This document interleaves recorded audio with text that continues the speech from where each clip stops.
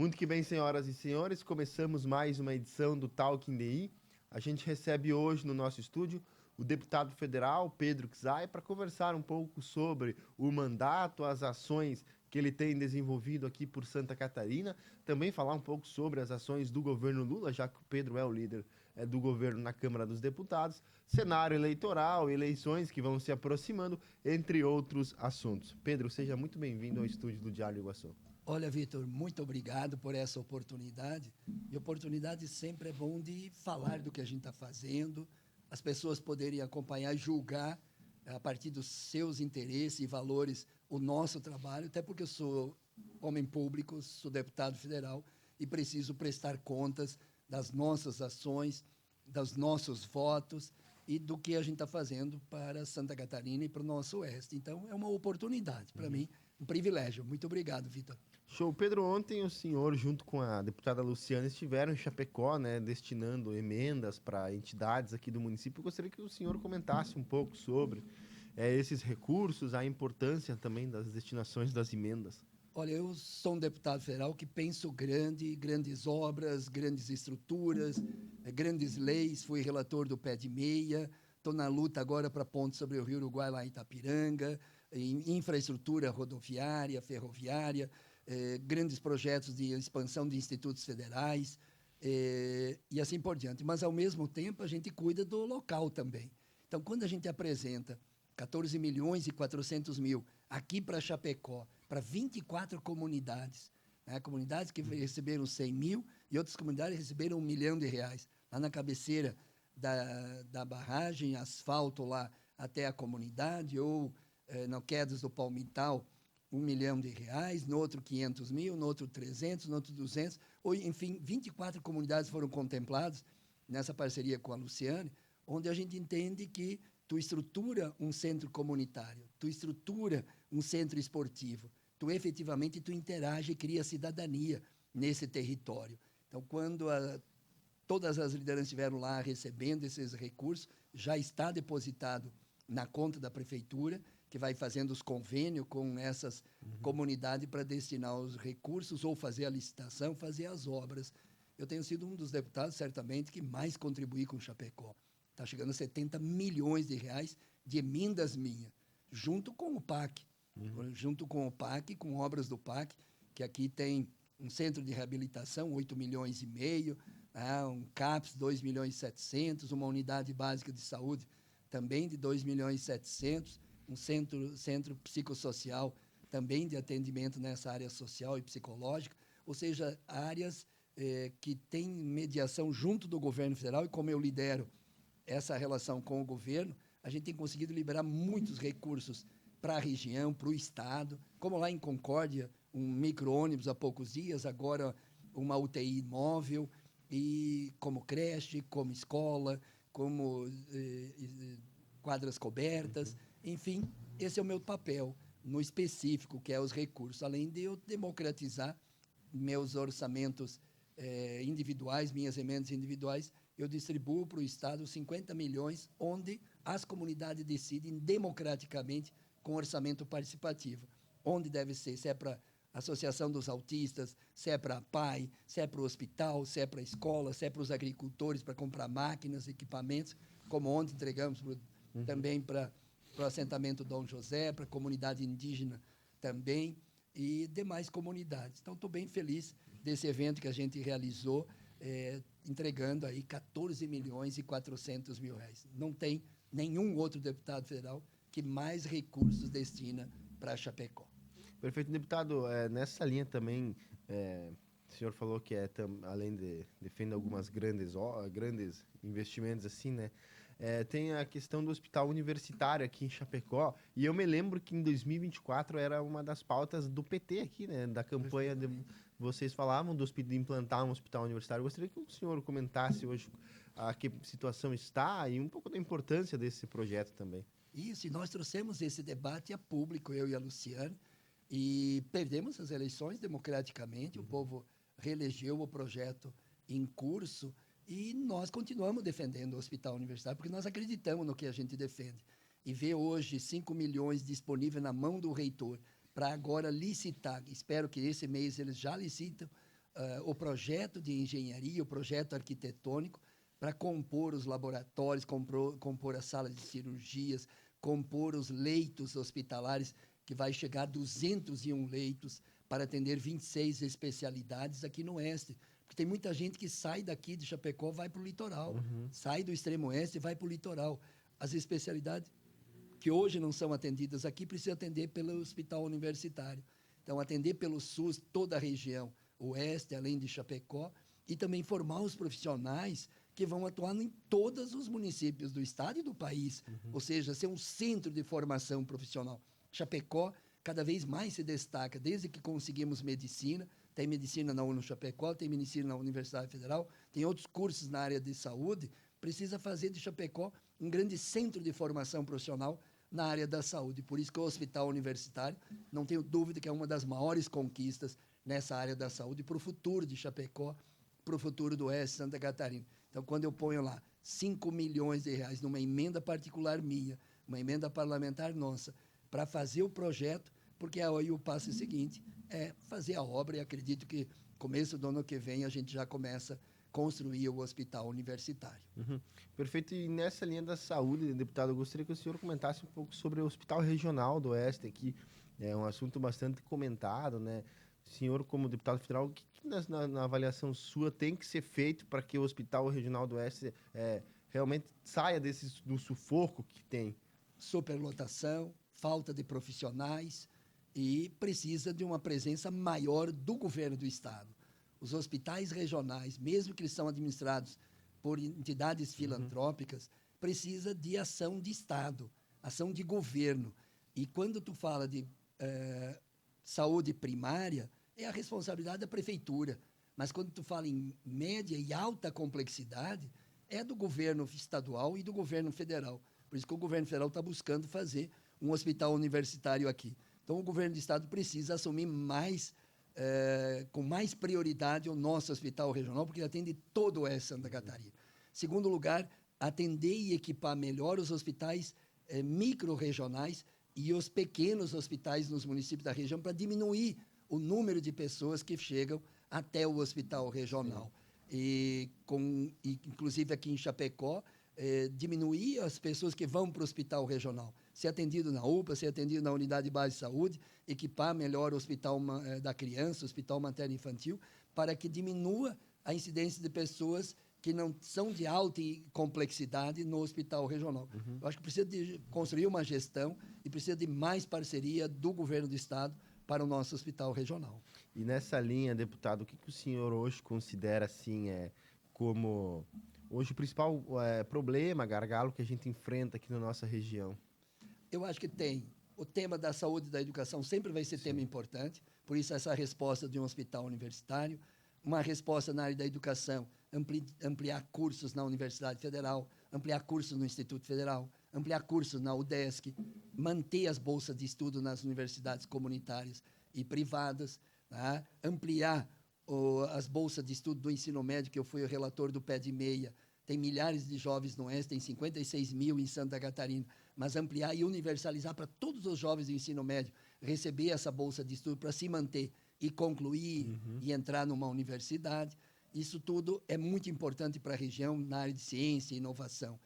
Apoiar o setor empresarial com crédito, eu acho que isso o governo federal está fazendo, 525 bilhões para o agronegócio, agora essa semana anunciou, 85,2 bilhões de reais para a agricultura familiar. Então, esse crédito via BNDES para o setor empresarial, subsídio para a inovação para Santa Catarina e para o Oeste via FINEP, 5 bilhões, é o quinto estado do país que mais teve recurso do governo federal em inovação tecnológica das empresas. O BNDES está financiando a Cooperalfa de colocar uma fábrica de biodiesel, 381 milhões. Financiou a inovação na Aurora, 162 milhões. Ou seja, esse apoio do governo federal na inovação é muito importante para o Oeste, para continuar industrializando, continuar agregando valor, criando oportunidades para o povo com um salário melhor. Agora, a infraestrutura é necessária. Acho que o gargalo maior é, no extremo oeste, federalizar São Miguel do Oeste e Itapiranga ao BR-163, fazer a ponte sobre o Rio Uruguai, da BR-282 começar a discutir a duplicação dela, urgentemente, e a começaria de Chapecó e Irani. Se for concessionada ou pública, para mim, eu defendo que fosse colocado no PAC, a BR-282, e dentro do PAC prevê a duplicação com dinheiro público de Chapecó até o Irani, e depois, lá no futuro, discutir concessão. Essa é a minha posição hoje, depois de todas as audiências com a NTT aqui, que é tímida as posições e as propostas da NTT. O empresariado falou, as entidades falaram, nós criticamos a proposta, que é muito tímida, são poucos 29 quilômetros de duplicação. Nós queremos de Chapecó a Irani totalmente duplicado.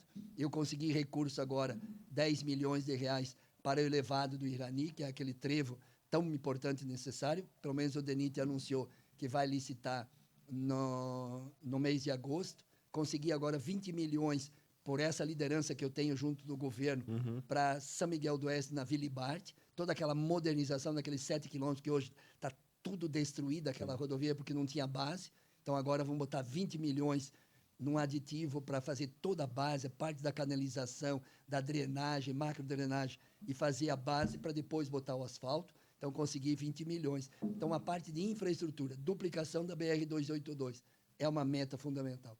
E de médio prazo para longo prazo, inserir o setor ferroviário. Agora o governo federal está montando novas estratégias de apoio e investimento no setor ferroviário brasileiro, Maracaju, Cascavel, Cascavel, Chapecó, para trazer insumos, milho e soja do centro-oeste mais barato do que vem de caminhão, vem por ferrovia, e depois ferrovia ligada aqui ao litoral catarinense para os portos. Então, essa luta é grande? É de longo prazo? Mas nós temos que continuar insistindo nesse projeto estruturante para manter a nossa região se inserindo no contexto nacional. Porque senão a soja e o milho vai chegar mais barato para os porcos da China do que para os nossos porcos do oeste de Santa Catarina. Então, Vitor, eu tenho convicção dessas lutas grandes. Universidade, Centro Regional de Saúde, ser referência em formação profissional de saúde, na área das engenharias, junto com o Instituto Federal, com as universidades, na saúde, educação, ciência, inovação, e o governo federal ser parceiro, mas a infraestrutura é fundamental. E nessa área de infraestrutura, eu lamento, como chapecoense, ter um aeroporto, uma estrutura do aeroporto tão pequena, tão comprimida. Quando eu fui prefeito de Chapecó, eu comecei uma nova obra, lá na cabeceira 29 do aeroporto, onde faríamos um grande centro de carga e descarga, com uma capacidade muito maior do que essa apertada ali, pelo tamanho de Chapecó. Eu acredito que nosso próximo período aí, juntar todas as forças políticas do oeste de Chapecó e nós pensar um aeroporto maior em estrutura para acolher os visitantes e acolher todo o povo que usa o aeroporto, como hoje um meio de transporte tão importante para movimentar a cadeia econômica regional. E até que Chapecó cresce muito, né? Então, o aeroporto já não suporta, né? Perfeitamente. O crescimento de Chapecó sempre é contraditório, que a gente precisa ter, de um lado, crescimento, mas cuidar da saúde, crescimento, mas cuidar da educação, crescimento, mas cuidar da infraestrutura, crescimento e cuidar do meio ambiente, da sustentabilidade, transição energética, crescimento e dar condições das pessoas não sofrerem porque cresce. Cresce a especulação imobiliária, cresce o valor do aluguel, vai diminuindo a capacidade das pessoas pagar esse aluguel. Então, tem que caminhar junto num planejamento estratégico da nossa cidade. Quando chegar a 500 mil pessoas, como vai ser a cidade? Então, tem que construir esse planejamento urbano. Por isso que eu defendo tarifa zero. A tarifa zero é para não só enfrentar o tema urbano, da conurbação urbana, da mobilidade urbana e humana, ela também é uma resposta ambiental.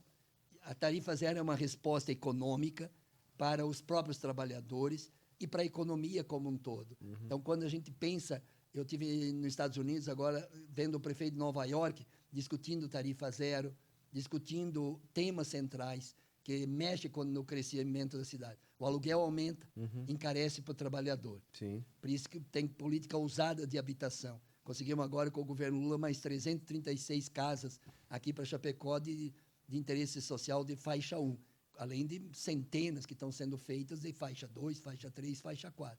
Então, o direito à moradia, o direito ao transporte como um direito fundamental. Tarifa zero melhora a economia, melhora a mobilidade e tu transfere num transporte qualificado as pessoas. Então, tu diminui o estresse no trânsito, diminui o estresse na vida das pessoas. Então, quando não tem transporte coletivo eficiente, o carro individual vira individual. Sim. Se tu pode ver aqui na cidade, a maior parte dos carros que transitam é de uma pessoa. Então, tu tem que montar uma estratégia para o futuro de Chapecó, e eu defendo tarifa zero, mobilidade humana com muita eficiência, além do debate da moradia como um tema central e a redução da jornada de trabalho. Sim. Não tem como. As pessoas precisam ter tempo para viver, tempo para ir para o boteco, a juventude precisa estudar, além de trabalhar. As mulheres precisam trabalhar, sim, querem trabalhar, mas querem ficar com a família, querem ficar com os filhos, querem passear, querem ir para a avenida, querem ir para o shopping, querem fazer lazer, cultura, esporte, inclusive para a igreja. Então, eu não consigo imaginar que meus colegas deputados federais aqui de Chapecó votam contra a redução da jornada de trabalho 5x2. Isso, para mim, é uma excrescência. Eu que fiz 4 anos de teologia, Vitor, Deus criou o mundo em 6 dias, no 7º descansou. Puta, nós estamos trabalhando milhares de anos depois, 6 dias ainda. Por que não ter 2 dias para viver? E eu estou fazendo a revisão de um livro do empresário de Santa Catarina que trabalhou 40 anos na defesa de micro e pequena empresa. Foi presidente de associações e tudo. E eu lendo, fiquei surpreendido que ele diz que a redução da jornada 5x2 favorece o micro e pequeno empresário. E ele vai mostrando os argumentos de como o setor de serviço melhora com a redução de jornada, porque tu vai transferir essas pessoas também para o mundo do serviço, para o mundo do lazer, para o mundo da cultura, para o mundo do turismo, para o mundo da convivência de final de semana. E consome. Então, ele vai mostrar e demonstrar que o micro e pequeno empresário devia ser o primeiro a defender a redução da jornada de trabalho para 5 dias, 2 dias para viver, para descansar, para conviver com seus, sem redução de salário. Fiquei surpreendido positivamente. Show. E, deputado, nessa linha ali, como que hoje está? O projeto foi aprovado na Câmara, né? Agora está travado no Senado. Travado né? no Senado. Como é que vocês ali do governo têm trabalhado para acelerar essa... Pressão social, nas redes e nas ruas. Dia 30 agora fizemos várias manifestações, pressão sobre o Davi Alcolumbre.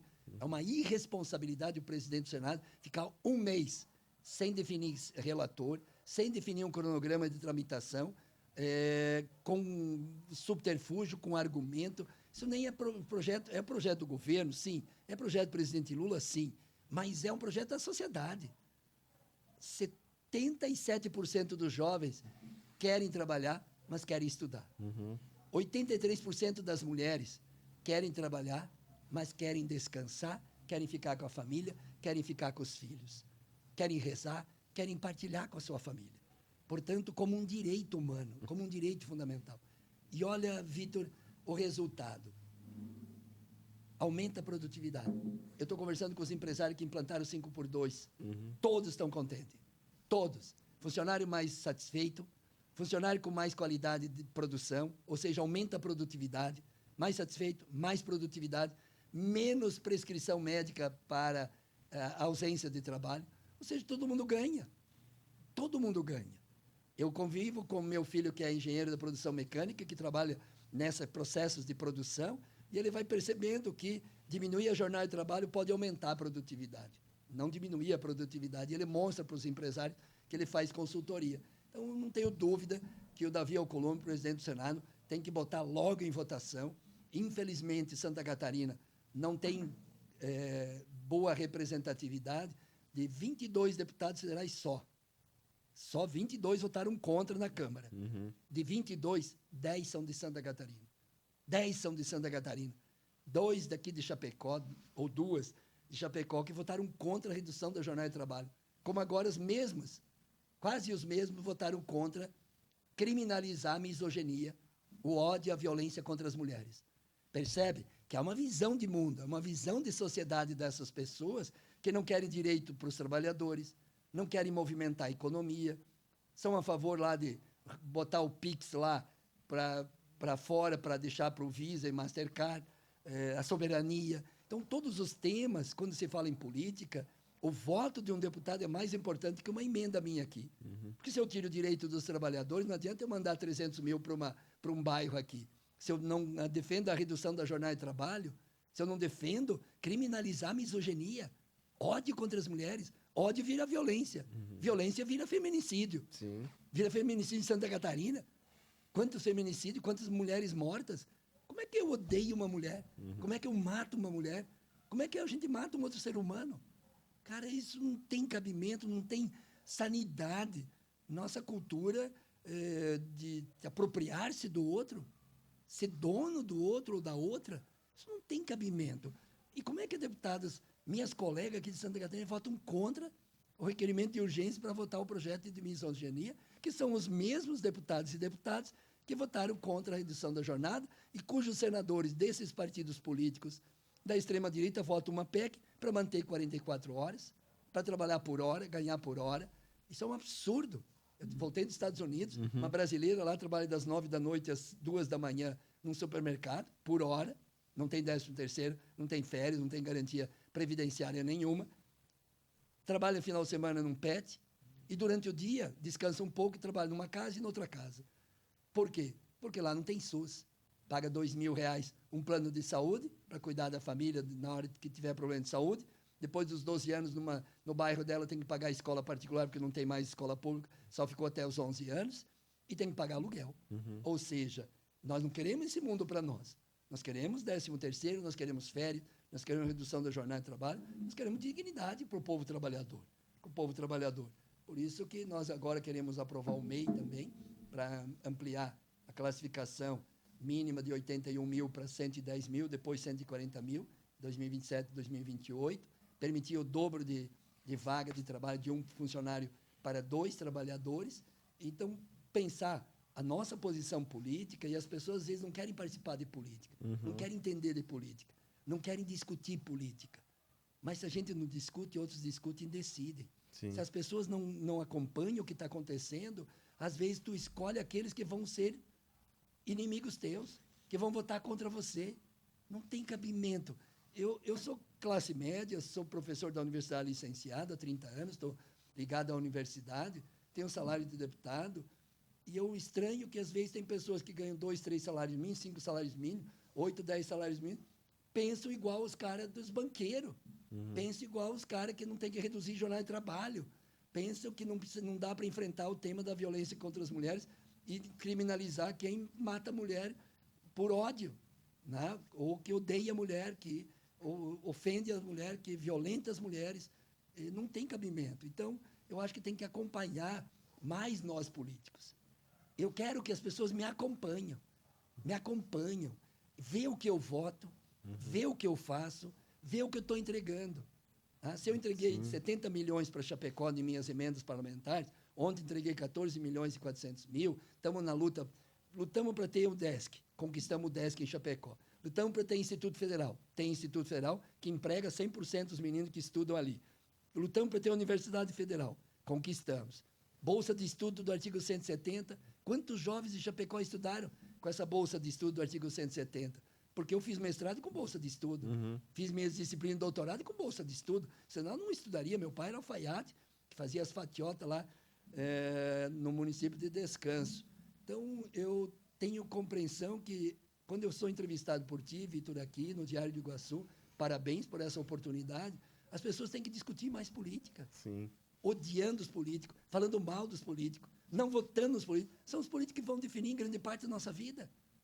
Paga consulta particular, paga remédio particular, paga exame particular, paga tratamento particular. Vê alguém de casa que tem câncer e paga particular quanto vai gastar. Não, muito. Entendeu? As pessoas precisam perceber que a política define se vai ter previdência, se vai ter educação pública para os filhos, se vai ter qualificação profissional, se vai ter o Minha Casa Minha Vida ou não, se vai ter aposentadoria, se vai ter saúde pública ou não. Então, os impostos têm que retornar em política pública. Quem decide é a política. É a política. Como é que tu imagina um cara que riu dos meus familiares que estavam morrendo de Covid? Negou a ciência. Nós vacinamos aqui no Oeste, aqui em Chapecó, o frango, o pintinho é vacinado, a vaca é vacinada, o porco é vacinado, o leitãozinho lá, o alivino, aquele peixinho que vai para o açude, ele é vacinado para ter anticorpo, para ter imunidade, para ter proteção. Como é que o ser humano não é vacinado depois de 100 e poucos anos de vacina no mundo? E o cara nega a vacina e tem crianças voltando a ter doença, paralisia infantil. Meu pai passou. Mas isso há 120 anos atrás. Como é que agora a criança volta a ter paralisia infantil? Porque bendito pai e mãe negam a ciência, negam a vacina para uma criança e dizem que defende criança, dizem que defende família. Pô, conta essa história em outro lugar. Então, é sério demais. Quando você nega a ciência, 700 mil mortos no país de Covid, quando podia ter sido evitado pelo menos 500 mil. Sim. 500 mil. Como é que é possível tu apoiar um tipo de política dessa, tipo de valores desses? Em nome, que Deus é esse?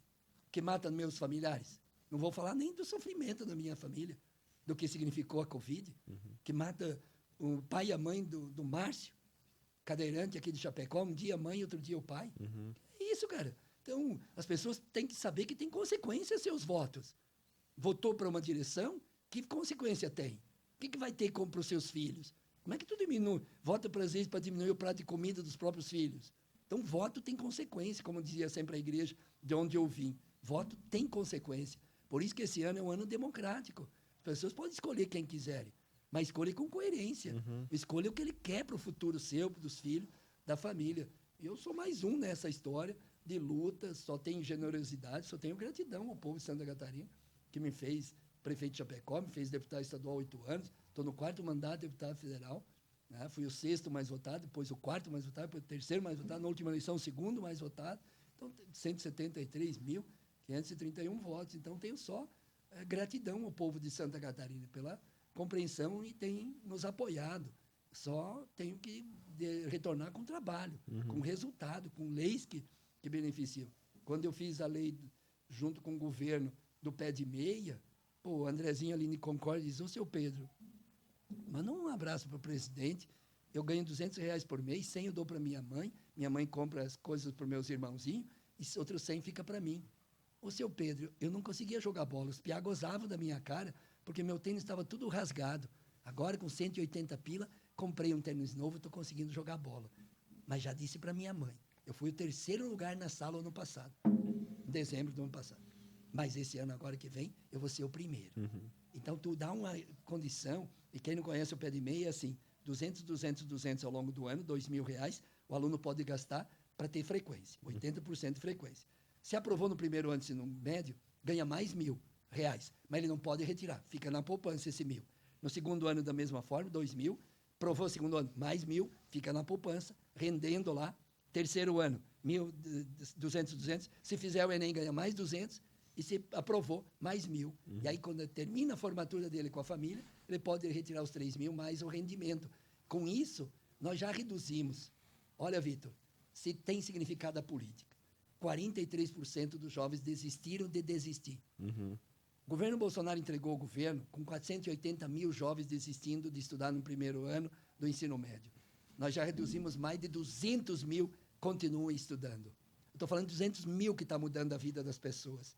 Então, eu acho que é isso que faz nós ter que dialogar mais na política. Se o povo participasse mais da política, a gente não teria tanta besteira, tanta corrupção, tanta bandalheira, às vezes, também, na própria política. Perfeito, deputado.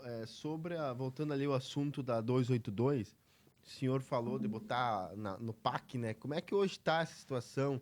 O senhor tem trabalhado para colocar no PAC a 282? Sim, acho que essa é uma pergunta muito importante.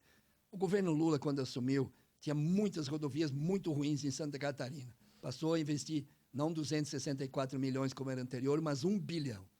De Chapecó até Maravilha e de Maravilha a Cunhaporã foram 104 milhões. Pode pegar o acesso aqui, que ficou bom, foi modernizado e corrigido. Toda a estrada até Maravilha, quem acompanha todos os dias, e hoje eu vou até Pinhalzinho, dá para ver como mudou. 135 milhões de Maravilha a Paraíso, que é outra licitação com outra empresa, mais 40 milhões na travessia urbana, as marginais de Maravilha, mais esses 20 milhões e mais 340 milhões na BR-163 de Guaraciaba, Dionísio Cerqueira. Então, isso sem colocar no PAC a BR-282. Eu defendo, e eu estou bem feliz porque esse pleito eu apresentei como coordenador do Fórum Parlamentar Catarinense e o DENIT Nacional já apresentou para a Casa Civil para incluir a BR-282 de Paraíso até Palhoça no PAC, incluindo todas as obras do PAC viram prioridade. Então, quando tem PAC, é o primeiro gasto que tu faz. É garantido. Não tem como recuar. Então, se nós conseguir agora, vem o período eleitoral, defesa eleitoral, tem muita coisa que o governo não pode fazer. Sim. Vai ter que cuidar. Mas eu não tenho dúvida que a 282 vai ser colocado no PAC, e colocando no PAC dá para fazer a duplicação de Chapecó e Irani com dinheiro público, sem discutir pedágio. Essa é a minha posição hoje, e não tenho dúvida que, para desenvolver a região, tem que modernizar, tem que duplicar nossas BRs, principalmente a 282, a 470 lá, de Rio do Sul a Blumenau, tem que duplicar, porque trava tudo lá, e duplicar outros trechos da 158, como de Concórdia, na cidade de Concórdia, tem que duplicar, Irani, ali na cidade de Irani, tem que duplicar, para dar condições dessas rodovias serem instrumento de desenvolvimento da região e atrair novos investimentos. Perfeito. E, deputado, por que o senhor acredita que nunca foi feito nem sequer um projeto da BR-282, seja nos primeiros governos do Lula, e da Dilma, Bolsonaro, Temer, nunca foi feito projeto? Por que isso aconteceu? Percebe como evidente que o maior estrangulamento em Santa Catarina estava na BR-101, que foram duplicados. Fernando Henrique duplicou a parte norte, Lula e Dilma duplicaram a parte sul, fundamental para o desenvolvimento de Santa Catarina. Depois começou a duplicação da 280, lote 2 e lote 3, inclusive com um grande túnel em Jaraguá, e a duplicação da 470 de Itajaí a Blumenau, que praticamente está concluída, foram liberados agora os viadutos em Gaspar, em Blumenau, e agora tem que ser de Indaial para Rio do Sul, e continuidade. Então, esses eram pontos maiores de estrangulamento. Agora, o que começa...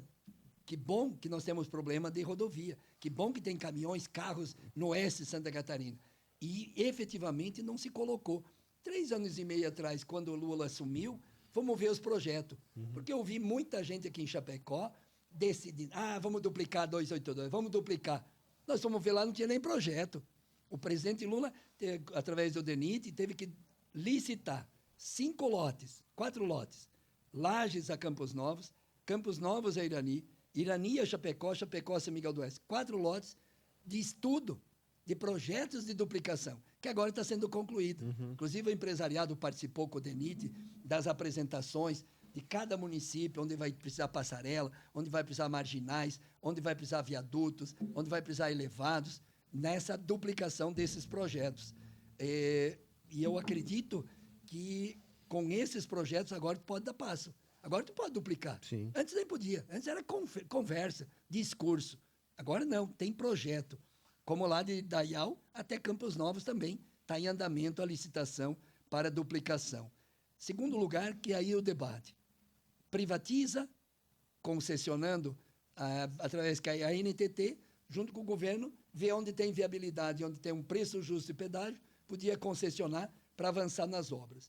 E, de outro lado, pelo PAC, colocar essas obras importantes. Então, acho que são os 2 temas aqui que, no futuro, o próprio governo, se o presidente Lula continuar, eu acredito que a gente incorpora o PAC, a BR-282 no PAC, para ter investimento público, para reduzir qualquer possibilidade de pedágio, ou ser um pedágio justo, como 3 pila, eu paguei ontem, eu estive lá em Tubarão, fui de Florianópolis a Tubarão, coloquei lá 2.700.000 no novo prédio do Instituto Federal, e paguei R$3.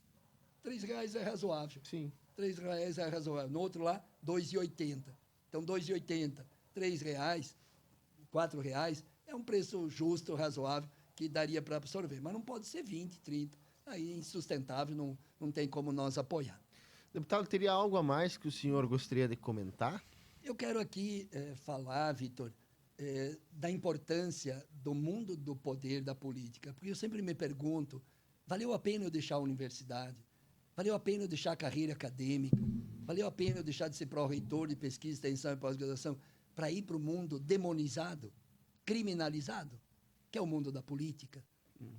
Então, quando eu fiz a lei do artigo 170, que eu estava aqui na UNOESC, Campo Chapecó, que hoje é a UNO Chapecó, um casal de agricultores de água Chapecó, com a filha que fazia 6º período de psicologia, diz, não deu safra, nossa filha vai embora. Pô, aquilo lá e eu, do outro lado, tem que pagar salário de professor, dos técnicos, dos funcionários, e tu tem que cobrar a mensalidade de alguém que não tem. Quando eu assumi como deputado estadual, nós fizemos uma grande mobilização no Estado, escrevi até um livro chamado Matematicamente Incorreto, sobre essa experiência exitosa que foi. Foi graças à mobilização com a juventude, nós botamos milhares de jovens na Assembleia Legislativa, nas audiências, em todo o Estado, e aprovamos o artigo 170 das bolsas de estudo. Hoje são 600 mil jovens, aproximadamente, que receberam essa bolsa de estudo.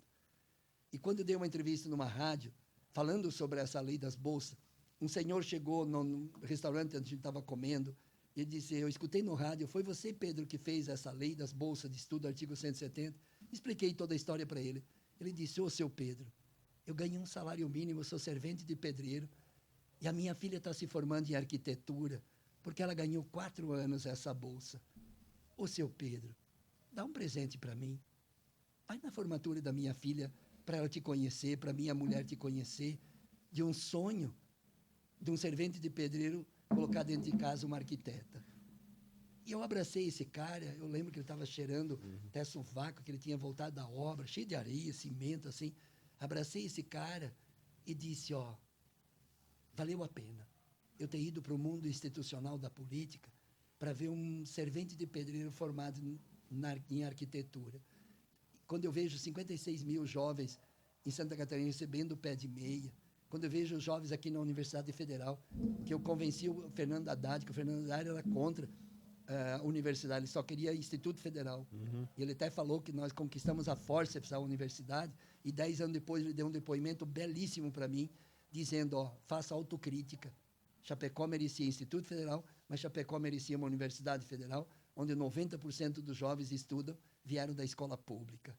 Então, isso tudo, dessas lutas que a gente faz, vale a pena. Então, eu termino a minha entrevista contigo, Vitor, mostrando para as pessoas, como eu digo para o agricultor, não foi só trabalhando que eles conseguiram aposentadoria aos 55 anos, as mulheres. Foi lutando também, foi se organizando, foi elegendo a deputada Lucy, foi fazendo articulação no Congresso para virar lei, Não foi só trabalhando que a gente conquistou o Instituto Federal, Universidade, o UDESC, Bolsa de Estudo, Minha Casa Minha Vida, Farmácia Popular, foi lutando, foi participando da política. Quem elegeu o presidente Lula vai ver um hospital universitário. Não vai ver gente morrendo e o presidente rindo da minha cara porque meus familiares estão morrendo, que não conseguem respirar. É disso que estou falando. Então, a política é um espaço, como diz o Papa Francisco, é a forma mais genuína de caridade social, que é quando a gente faz para o bem da sociedade, para o bem do nosso povo. Então, estou contente desse trabalho que a gente está fazendo. O povo vai julgar o meu trabalho. Vou buscar fazer mais um mandato de deputado federal, se o povo catarinense assim entender. Tá? E, como professor, como pai, como educador, quero construir sempre no espaço da política com honestidade. Para mim, não tem meio honesto, não tem meia grávida. Ou tu é honesto, ou tu é desonesto em qualquer lugar da vida, como também da política. Por isso que sempre vou combater a corrupção, de quem quer que seja, enfrentar a criminalidade. Estou contente com o presidente Lula, que está enfrentando o andar de cima, quem fica com o dinheiro do tráfico, quem fica com o dinheiro do narcotráfico, do crime organizado, das armas. Está pegando o andar de cima, bilhões está tirando deles.